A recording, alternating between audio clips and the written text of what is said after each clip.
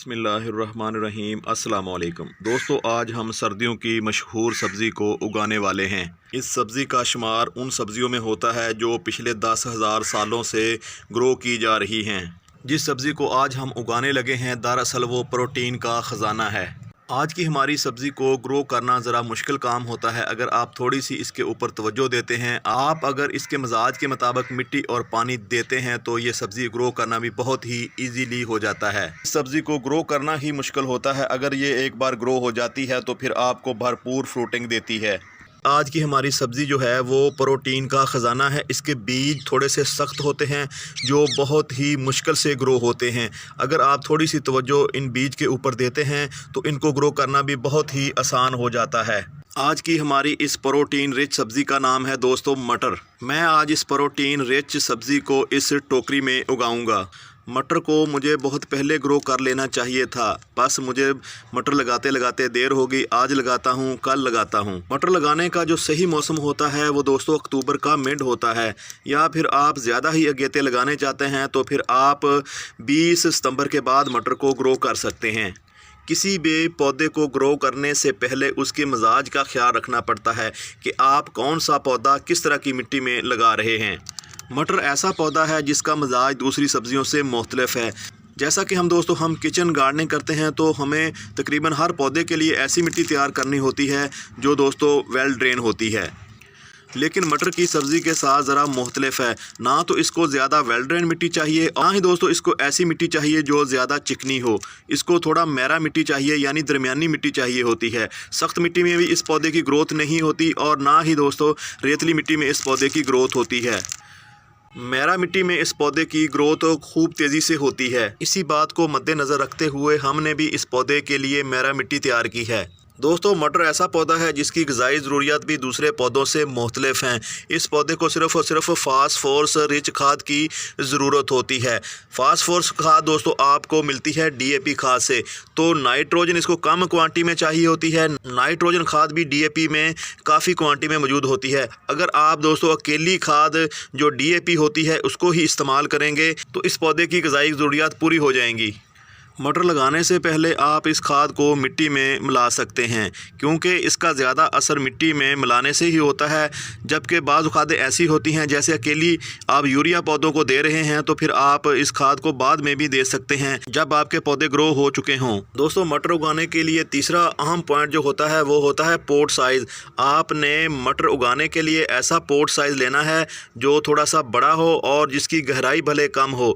अगर आप इस तरह के पोट साइज़ में मटर के दाने लगाएंगे तो इंशाल्लाह आपको इसके रिज़ल्ट अच्छे मिलेंगे, क्योंकि मटर की जो जड़ होती है वो ज़्यादा गहराई में नहीं जाती। तो इसलिए आप कम गहरा ज़्यादा चौड़ा बर्तन मटर उगाने के लिए ले सकते हैं। दोस्तों मटर क्योंकि एक वेल वर्गी सब्ज़ी है, इस पौधे को आपको ग्रो होने के बाद सहारा देने की ज़रूरत होती है। अगर आप इस पौधे को थोड़ा सा सहारा देंगे तो इजीली ये पौधा ग्रोथ करता रहता है और अपने ऊपर भरपूर जो है ना फ्रूटिंग करता रहता है। मटर के बीज लगने के बाद कुछ हमें इस तरह नज़र आते हैं। किसी भी बीज को ढकने के लिए इस तरह का सॉइल मीडिया इस्तेमाल करना है। यहाँ पे आप देख रहे हैं ये वो रेत है जिससे हम मकान की तामीर करते हैं। तो इस तरह के मटेरियल से आप बीज को ढकेंगे तो इंशाल्लाह बीज का उगाव जो है वो बेहतर होगा और ज़्यादा होगा। तो आप इस तरह करके इन सख्त मिट्टी इस्तेमाल नहीं करनी आपने बिल्कुल सॉफ्ट मिट्टी का इस्तेमाल करना है, ताकि आपकी जो मेहनत है वो रंग लाए, ना कि आप इससे परेशान हों और दोबारा आप जुर्रत ही ना करें बीज लगाने की। तो इस तरह करके बीज को आप ढक सकते हैं। एक काम जो आपने भी करना है, जो मैं हर बार करता हूँ, वो ये है कि मैं डायरेक्ट इसके ऊपर पानी नहीं देता। अगर डायरेक्ट पानी देते हैं तो यहाँ पे ज़्यादा नमी हो जाती है तो बीज गलना शुरू हो जाते हैं। जब आप यहाँ पे कपड़े के ऊपर पानी देंगे तो इंशाल्लाह लगाए गए बीज को उतनी ही नमी मिलेगी जितनी उसको ज़रूरत होगी। अगर आप इस तकनीक को अपनाएंगे तो आपके जो लगाए गए बीज हैं वो ज़्यादा जर्मिनेट होंगे। तो अब यहाँ पर हम पानी देने लगे हैं। पानी आपने कम से कम इतना तो लाजमी देना है कि ये जो आपने यहाँ पर कपड़ा रखा है वो सारे का सारा जो है ना नम हो सके। इस तरह करके आपने पानी देना है। तो आप इस तरह पानी देंगे तो पानी जो है नीचे बीज तक उतना ही जाएगा जितनी बीज को नमी की ज़रूरत है। तो दोस्तों हम हाज़िर हैं अगली अपडेट के साथ। हमने यहाँ पे जितने भी मटर के बीज लगाए थे वो सारे के सारे अल्हम्दुलिल्लाह ग्रो हो चुके हैं। यहाँ पे दोस्तों मैं चंद पौधे ऐसे देख रहा हूँ जो अभी अभी ग्रो हुए हैं। यहाँ पे 2 पौधे ऐसे हैं जो कल ही ग्रो हुए हैं। दोस्तों बाज़ औक़ात क्या होता है कि हम जब बीज ज़्यादा गहराई पे लगा देते हैं या फिर ज़्यादा ऊंचाई पे लगा देते हैं तो बीज को ग्रो होने में ज़रा मुश्किल होती है। दोस्तों अगर हम बीज लगाते वक्त थोड़ी सी तवज्जो कर लें कि बीज कितना मोटा है, उसका साइज़ क्या है, अगर हम उस हिसाब से बीज को लगाते हैं, उसके ऊपर उतनी ही मिट्टी लगाते हैं तो फिर आपका जो लगाया हुआ बीज है उसको ग्रो होने में बहुत ही आसानी होती है।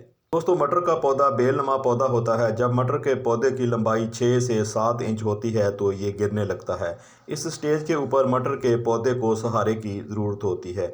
पौधे को सहारा देने के लिए आप किसी रस्सी का इस्तेमाल कर सकते हैं या फिर पौधे के नीचे किसी दरख्त की टहनी से सहारा दे सकते हैं। तो अगर आपने पौधे के नीचे लकड़ी वगैरह ना रखी, पौधे को सहारा ना दिया तो पौधे की ग्रोथ मुतासर होने के साथ साथ पौधे के ऊपर जो फ्रूट होता है वो भी कम लगता है। बाज़ औक़ात देखा गया है कि अगर पौधे ज़मीन के ऊपर पड़े होते हैं तो उनके ऊपर फंगस लग जाती है। फंगस लगने की मेन वजह ये होती है कि जब हम पानी देते हैं नमी की वजह से फंगस डेवलप होती है। जब पौधों के पत्ते और टहनियाँ ज़मीन के साथ टच होती हैं, क्योंकि फंगस ज़मीन में हर वक्त मौजूद होती है, मिट्टी में हर वक्त फंगस मौजूद होती है, जिसकी वजह से पौधे जो है ना फंगस ज़्यादा हो जाते हैं। देखते ही देखते आपके अच्छे भले पौधे ग्रोथ कर रहे होते हैं तो एकदम से पौधे मरने लगते हैं और मुरझाने लगते हैं। इसलिए दोस्तों जितनी भी बेल वर्गीय सब्जियां होती हैं उनके नीचे आप या तो कोई लकड़ी रखा करें या फिर उसको धागे की मदद से सहारा लाजमी दिया करें। दोस्तों जैसा कि मैं पहले भी बता चुका हूं कि मटर का पौधा बहुत ही केयरलेस पौधा होता है, इसको केयर की इतनी ज़रूरत नहीं होती। अगर आप पौधे को एक दफ़ा अच्छी मिट्टी और अच्छी खाद के साथ ग्रो कर लेते हैं तो इसके बाद इसके ऊपर कोई किसी किस्म की फर्टिलाइज़र की ज़रूरत नहीं होती, ना ही इसके ऊपर कोई पेस्टिसाइड की ज़रूरत होती है। तो अगर आपने जो भी बीज लगाए थे वो सारे के सारे ग्रो हो चुके हैं तो ये पहला स्टेप होता है कामयाबी का। अगर आपके पास पौधे ही बहुत कम हुए तो आप उन पौधों से बहुत कम पैदावार हासिल कर सकेंगे। दोस्तों ये थी आज की वीडियो। अगर आपको वीडियो अच्छी लगी है तो हमारी इस वीडियो को लाइक करके जाइएगा। अगर दोस्तों आप हमारे चैनल पे पहली बार हैं तो हमारे चैनल को भी सब्सक्राइब करके जाइएगा। अगर मुमकिन हो तो इस वीडियो को दोस्तों दूसरे साथियों के साथ शेयर भी कीजिएगा। जज़ाकल्लाह। अस्सलामु अलैकुम वरहमतुल्लाहि वबरकातुहू।